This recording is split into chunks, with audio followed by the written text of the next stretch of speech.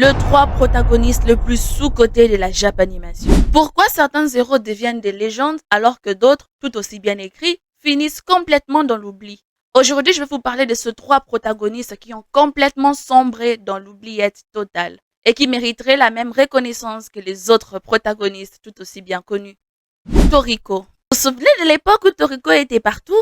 Il partageait même des crossovers avec One Piece et Dragon Ball. Tout laissait penser qu'il allait devenir l'un des piliers du genre shonen.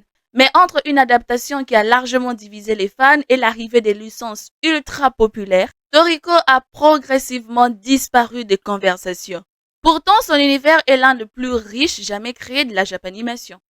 À la deuxième place, Yo Asakura. Yo, lui, c'est l'inverse de tout héros classique. Il ne court pas après la gloire, il ne cherche pas à trouver qu'il est le plus fort. Son objectif, c'est vivre une vie paisible. Et c'est justement ce qui le rend unique. Derrière son apparence nonchalante se cache un personnage d'une grande maturité, capable de comprendre ses ennemis plutôt que de simplement le vaincre. Malheureusement, Shaman King est arrivé dans une période où la compétition était extrêmement féroce. Et Ryo n'a jamais reçu la place qu'il méritait dans l'histoire de Shonen. À la première place, Alan Walker. S'il y a un personnage qui mériterait réellement d'avoir une reconnaissance, c'est bien lui, Alan Walker. Contrairement à beaucoup de héros, Alan Walker ne se combat pas seulement pour gagner. Il se bat pour sauver, même ceux qu'il est censé éliminer. Plus l'histoire avance, plus il est confronté à des choix impossibles au point de remettre en question sa propre identité.